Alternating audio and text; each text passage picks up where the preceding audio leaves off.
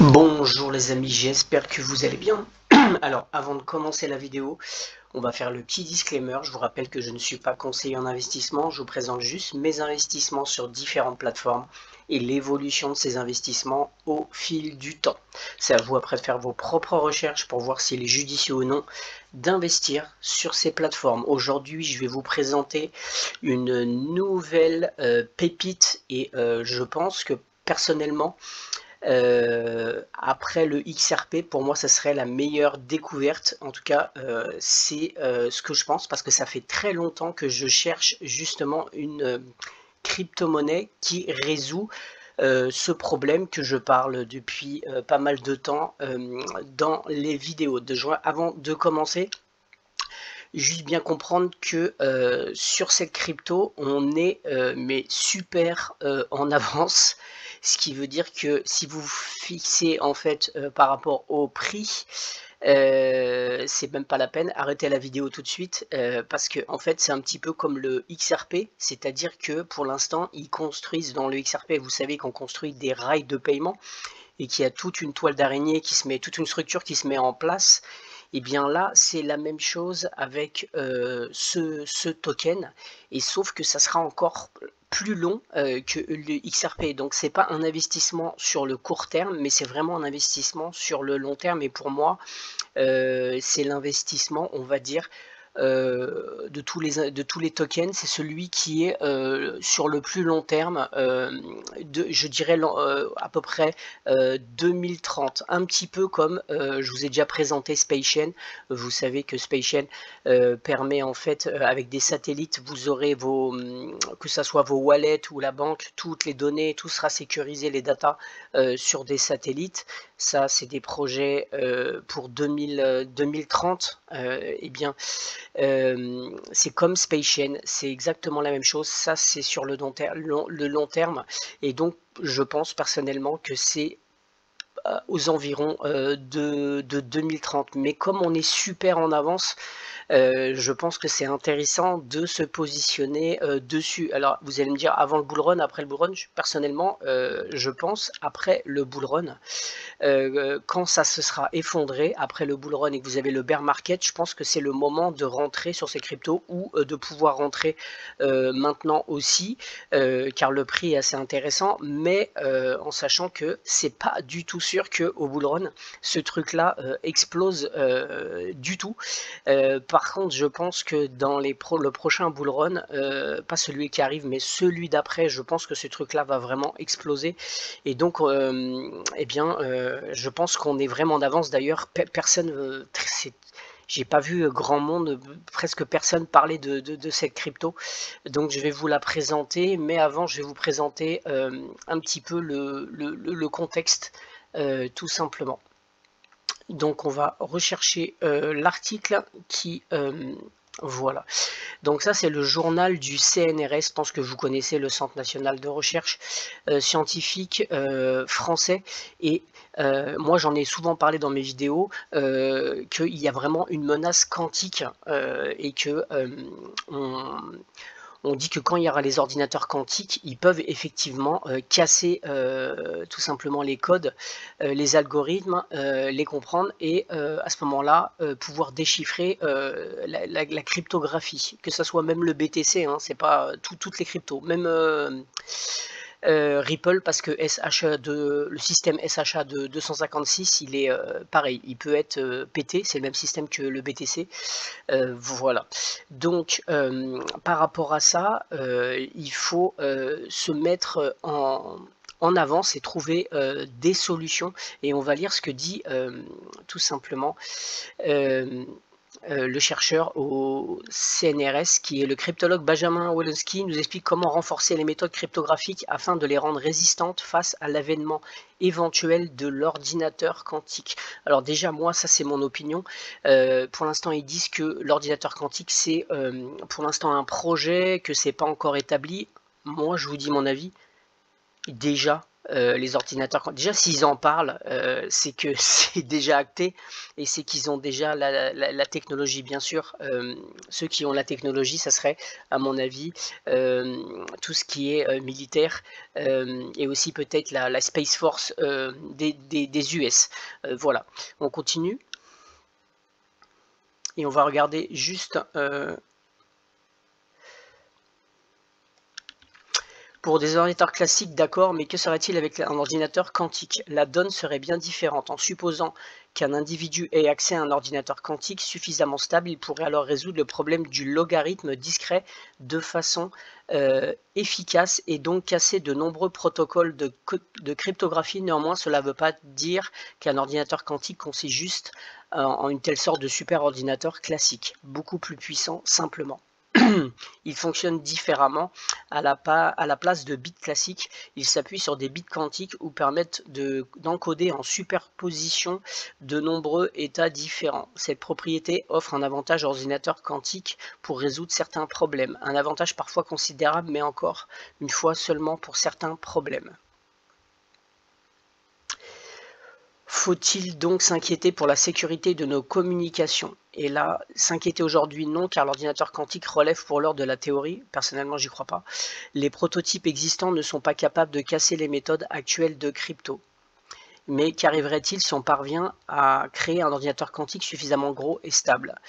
Il vaudrait mieux ne pas attendre, et c'est là que c'est important, cette phrase, il vaudrait mieux pas attendre. C'est-à-dire qu'en fait, ceux qui sont précurseurs et qui commencent déjà à bosser sur la sécurité, tout simplement quantique, c'est eux qui vont être les grands gagnants, je pense, puisque on sait que maintenant, il va y avoir l'ère du numérique et que ça va rentrer en masse, il va y avoir un développement en masse du numérique. Donc ceux qui se positionnent, les entreprises qui se positionnent en premier dans la sécurité quantique, pour moi, ça va être les grands gagnant et c'est l'entreprise que je vais vous présenter juste après.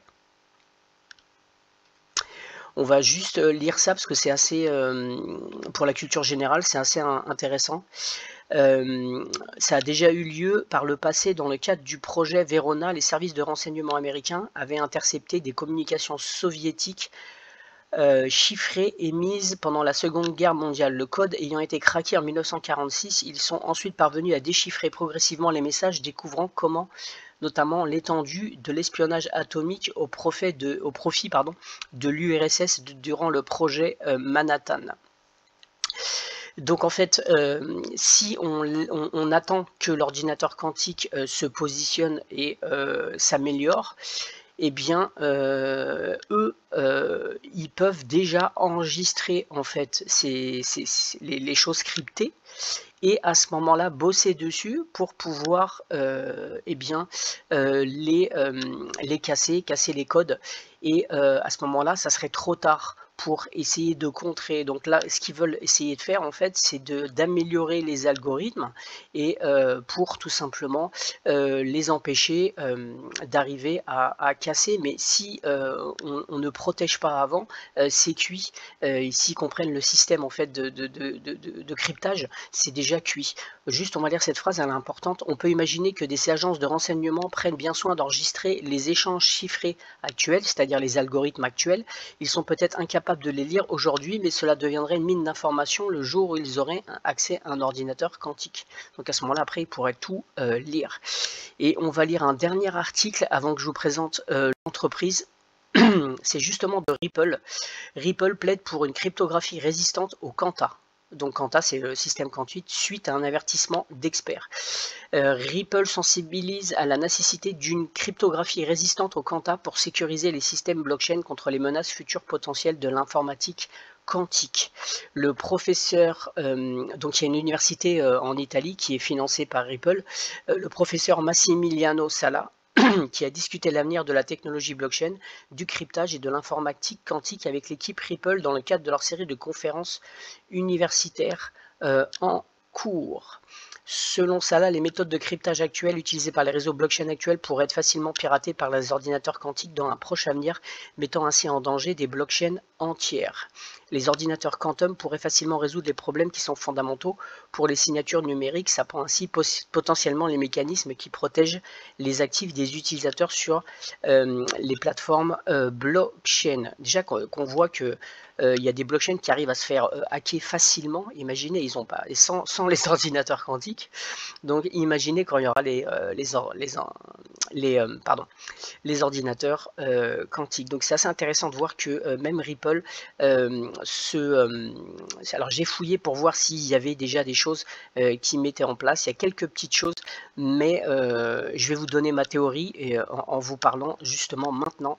Je vous ai fait un peu languir de cette crypto-monnaie et on va juste regarder la présentation. Cette crypto-monnaie s'appelle le QRL. Alors c'est le Quantum Resistant Ledger. C'est une plateforme de blockchain de qualité professionnelle auditée en externe et sécurisée des avancées de l'informatique quantique de demain. QRL est la première implantation industrielle à utiliser l'ETF spécifié XMSS, un schéma de signature sécurisé direct basé sur le hachage avec des hypothèses de sécurité minimales et des adresses réutilisables NIST approuvées par la NIST. Alors ça c'est quand même quelque chose de très important. On va juste regarder ce que c'est que le NIST, je ne sais pas si vous connaissez, c'est un organisme gouvernemental qui en fait donne des normes de sécurité aux États-Unis et c'est quand même du costaud. Donc voilà. Là, on va lire cette recommandation spécifie 2 algorithmes qui peuvent être utilisés pour générer une signature numérique, qui sont toutes les deux des schémas de signature à base de hachage stateful, le système Layton-McMichael signature, et le Extend Merkle signature scheme, celui que utilise QRL. Donc c'est le XMSS, ainsi que leur variante multi-arbre, le HSS et le XMMSS. Voilà. Donc ils sont approuvés. Pourquoi c'est intéressant? Parce que ils ont en fait une réglementation, c'est-à-dire que eux sont déjà réglementés, c'est les seuls qui pour l'instant ont cette approbation et utilisent donc les normes de sécurité du gouvernement. Et ça c'est hyper important, c'est un peu comme si par exemple Ripple n'était pas réglementé, par exemple qu'il n'avait pas de réglementation, et c'est pour ça que Ripple fait toutes les réglementations pour être au top et pouvoir librement ensuite pouvoir faire une expansion tout simplement. On va continuer. Et donc la mission alors j'ai oublié de parler de ça. Visant à être convivial pour les développeurs, nous avons construit cette vaste documentation ainsi qu'une référence API donnant les outils pour construire n'importe quoi aujourd'hui sur une plateforme de qualité. Alors ils utilisent aussi la clé API, offrant une complète explication orientée d'utilisateur pour faciliter l'interaction avec la blockchain QRL et les actifs numériques. Nous avons retiré la majeure partie de la complexité d'une blockchain résistante au contrat de la vue des utilisateurs. Nous proposons des produits, et là c'est intéressant, des produits pour desktop, Windows, Mac, Linux, iOS, Android et aussi pour le web, pour permettre à tous les utilisateurs une intégration rapide pour utiliser nos outils. Donc l'adoption peut être massive parce qu'ils ont vraiment pris toutes les possibilités en cours, c'est-à-dire le mobile, le web, l'ordinateur. Voilà. Alors la mission de QRL, fournir une sécurité de niveau entreprise à l'espace blockchain en tenant compte de la future menace quantique. Au lieu de s'appuyer sur la crypto classique à courbe elliptique sécurisée pour sécuriser les signatures, le QRL a déployé XMSS, un schéma de signature numérique post-quantique approuvé par le NIST.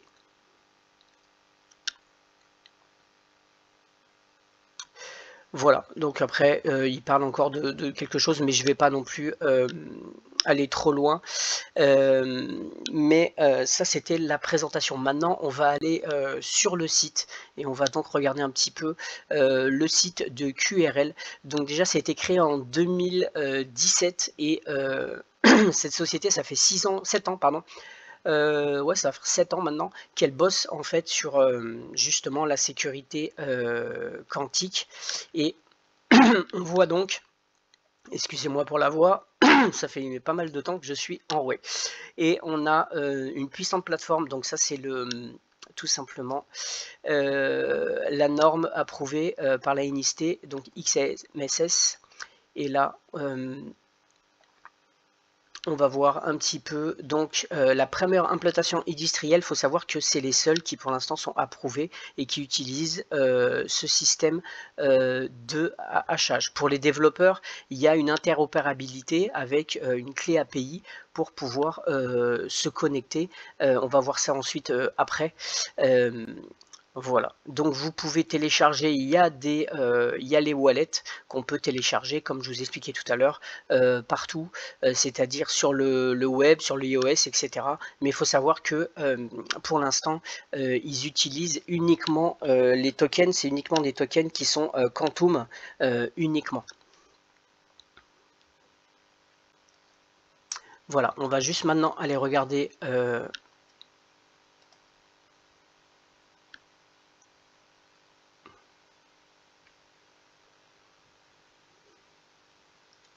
j'ai l'ordi qui déconne. On va essayer d'aller regarder la roadmap parce que ça c'est important. Voilà. Alors il y a actuellement 900 nodes actives. Et on regarde un petit peu, on voit les transactions, on voit, alors ça c'est important, on voit un petit peu les tokens. Actuellement, il y a un maximum, et ça c'est important, de 105 millions de tokens, et actuellement il y en a 77 millions qui sont en émission actuellement. On a 312 mineurs, on a 900 nodes, et on a 12 pools actuellement de piscines, 12 piscines. On a 13 436 wallets. Et là, c'est quand même très intéressant. On a la crypto-agilité. Alors voilà, je l'ai traduit. Crypto-agilité avec un format d'adresse extensible. C'est-à-dire que là, c'est intéressant, c'est que ça va permettre une interopérabilité et de pouvoir mettre à niveau les autres blockchains. Donc en fait, avec ce système, alors là, ils utilisent XMSS, mais vous en avez d'autres. Vous avez Sphinx, Falcon, alors ça c'est pour vraiment les gens qui connaissent.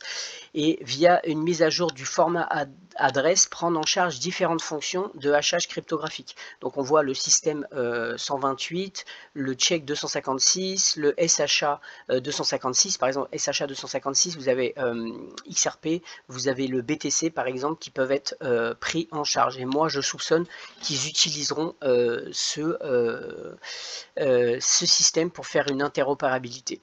On a donc bien sûr un panel pour pouvoir toucher tous les utilisateurs et donc avoir une adoption massive.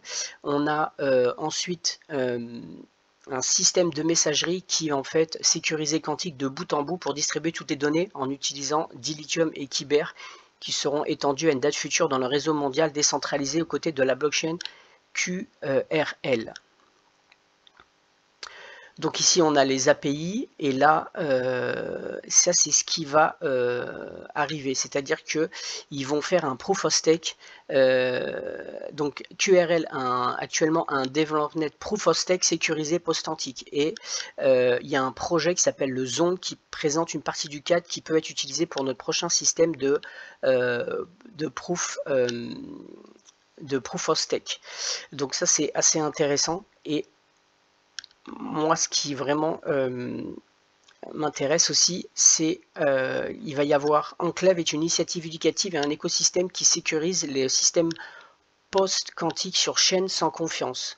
Donc ça peut être un portefeuille qui va faire une interopérabilité avec d'autres blockchains, à des blockchains suffisamment scriptables, supportés en commençant, et ils vont commencer par Ethereum, c'est-à-dire qu'ils vont commencer à bosser avec Ethereum et bien sûr ils vont bosser ensuite avec d'autres. Donc on va regarder ce qui a déjà été fait. Donc la migration vers CryptoNote, ça a été voté, ça a été rejeté. Format d'encodage de messages standard pour indiquer les données encodées, ça a été fait. Fonctionnalité d'adresse étendue du portefeuille, ça a été fait. Portefeuille multisignature, ça a été fait. Et là, voilà, ça c'est intéressant. Implémenter le DPoS qui par rapport, et ça c'est ça n'a pas encore été fait, mais c'est ce qui va être fait. C'est le proof of work tout simplement. Et là, regardez bien, soutenir la tokenisation des titres. Il faut savoir que quand il va y avoir vraiment un afflux massif des quadrillons qui vont rentrer dans la tokenisation, ces gens-là, ils veulent avoir une sécurité, ils veulent avoir quelque chose qui leur permet d'être en confiance pour pouvoir tokeniser les choses. Et c'est là que je pense que QRL va exploser aussi, c'est que QRL va leur permettre tout simplement d'avoir une sécurité quantique et donc de dormir tranquillement en ayant des trillions qui passent, ou des trilliards qui vont passer tout simplement dans la blockchain. Alors ils ont changé l'algorithme d'exploration, donc ça c'est un peu complexe, hein. Il y a des choses qui sont quand même assez complexes. Qu'est-ce qui est encore intéressant à voir? Alors il y a des prises en charge de jetons, non, même les NFT, ça pourrait être sécurisé. Pareil, pour l'instant c'est pas fait. Ça a été fait. Réduire le taux d'émission du réseau, ça a été fait. Voilà, donc il y a quand même beaucoup de choses assez intéressantes. Il y a beaucoup faut savoir qu'ils sont les premiers dans ce domaine et que je pense que c'est un peu comme Ripple, ils travaillent en sous-marin pour l'instant et je pense qu'à un moment donné ils vont sortir tout simplement sortir de la tanière et que cette entreprise va commencer à exploser parce qu'ils sont vachement en avance et j'ai pas trouvé de concurrents pour l'instant, surtout qui ont des réglementations. On va juste regarder. Il faut savoir que ça a été d'abord des développeurs qui ont construit en 2017 cette entreprise, donc on voit tous les développeurs et on a donc plusieurs, on va regarder, j'ai l'ordinateur qui fatigue, voilà, on a donc c'est Peter Waterlang qui est le fondateur et développeur, voilà. Donc c'est cette personne qui dirige. Il faut savoir que c'est tous des gens qui ont une grosse expérience, qui sont la plupart tous des scientifiques, des physiciens et aussi développeurs. On va regarder un autre. Voilà. Voilà, c'est pareil. Donc celui-là qui est aussi quelqu'un qui est un développeur de logiciels qui a travaillé entre autres avec Google, avec le système de Data Transfer Project et qui travaille actuellement bien sûr avec QRL. Ils ont des diplômes assez importants, c'est beaucoup de physiciens et bien sûr ils se sont encadrés aussi d'une équipe juridique. On voit là les avocats et des conseillers aussi.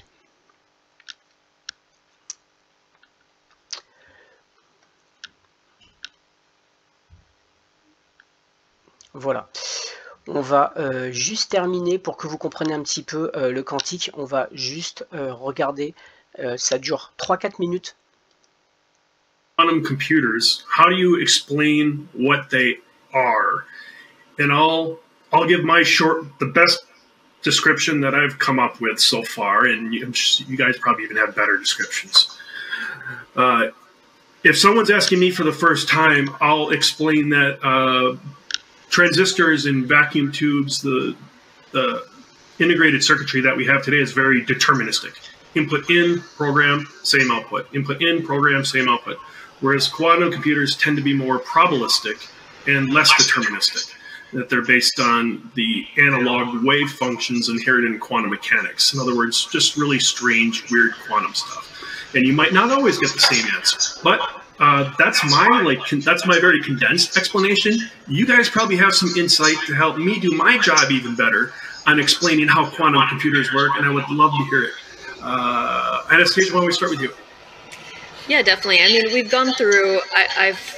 We've said this 100 times, like the way they explain the one is.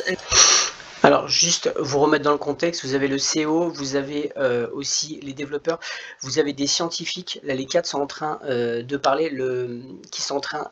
celle qui va parler là c'est une scientifique qui travaille, une physicienne qui travaille justement qui est spécialisée dans la physique quantique entre autres, et qui va parler et vous expliquer, ça dure 2 minutes, un petit peu le système quantique.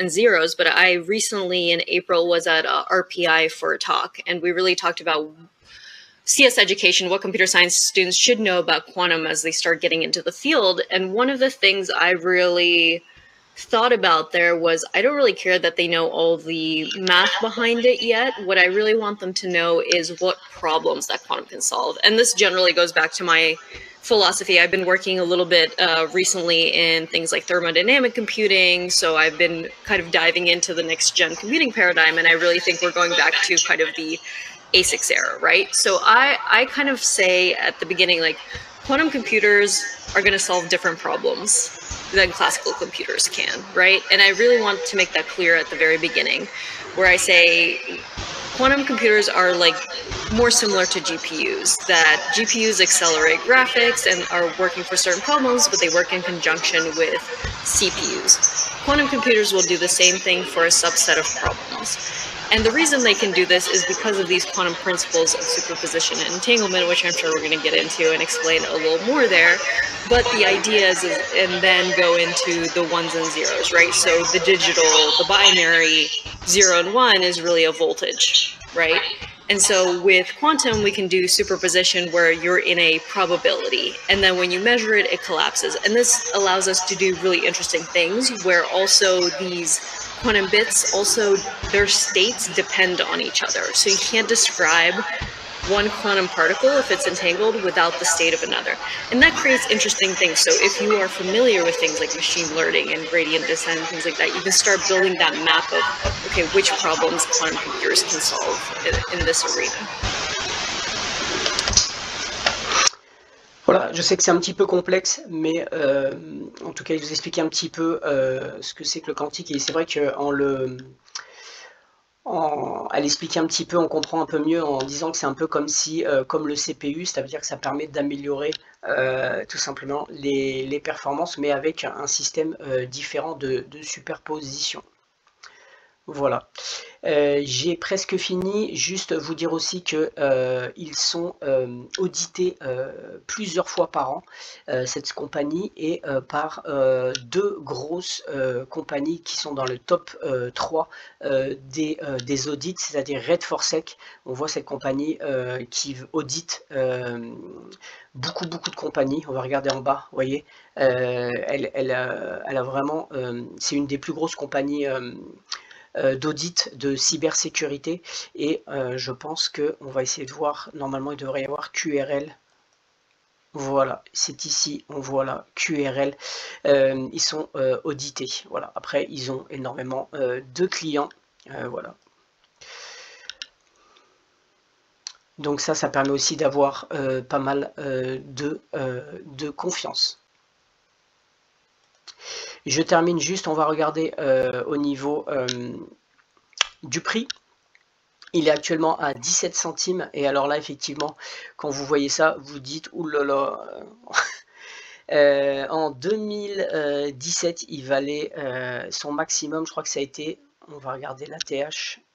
Le plus haut historique, c'était 3,83, et là il est à 17, et on voit que c'est comme si le patient il était débranché depuis 2018. Le patient il est débranché, et évidemment c'est normal pour l'instant, c'est en construction. Il faut bien comprendre que c'est uniquement en construction. La capitalisation, elle est boursière, elle est de 12 millions. Actuellement, c'est que dalle, c'est 12 millions, c'est que dalle.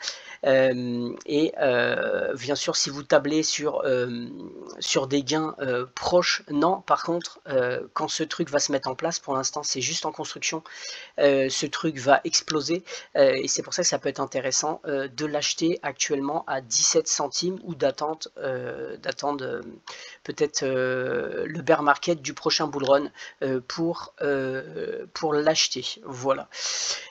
En résumé, je vais vous faire un petit résumé pour la fin. Je vous donne un petit peu les avantages de cette crypto. En fait, elle résout tout simplement les attaques des futurs ordinateurs quantiques, et ça c'est pas rien. Donc il y a vraiment un gros potentiel, parce que tout le monde va vouloir se protéger, donc ça permet de protéger en fait l'avancée des actifs numériques à long terme. Donc le fait qu'ils ont mis une interopérabilité, ça va leur permettre de pouvoir bosser avec tout le monde.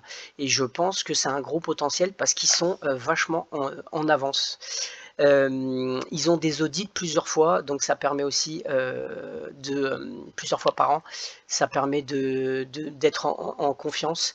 Ils ont un système où c'est sur les Android, sur le web, sur le Linux, sur le Mac, sur le Windows, donc en fait ils peuvent toucher tout le monde.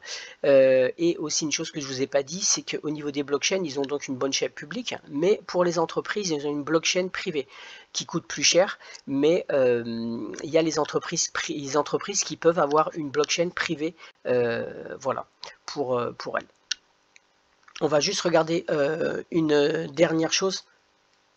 Ils ont un système, vous voyez la QRL Hero Miners, ils ont un système de minage aussi, on peut voir ça.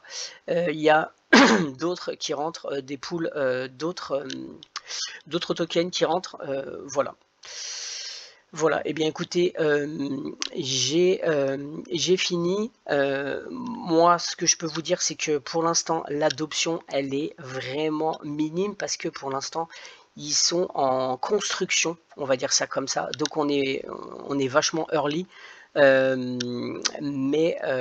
Donc pour l'instant ils sont en phase de croissance, donc ça va pas se refléter sur le prix, mais je pense que sur le long terme ce truc là il est vraiment à surveiller et ça peut être intéressant de se positionner dessus. N'hésitez pas à me dire en commentaire ce que vous en pensez. Pour moi je pense que c'est vraiment la protection quantique, c'est hyper important, et ce que je vois, c'est que eux ils sont positionnés depuis déjà 8 ans dessus. C'est un peu comme Ripple quand on commençait en 2014 avec les banques, c'est pareil, eux ils sont déjà vachement en avance. Voilà pourquoi je vous parle de cette crypto. Si ça vous a plu, n'hésitez pas à liker, à vous abonner, et je vous dis à très bientôt. Ciao.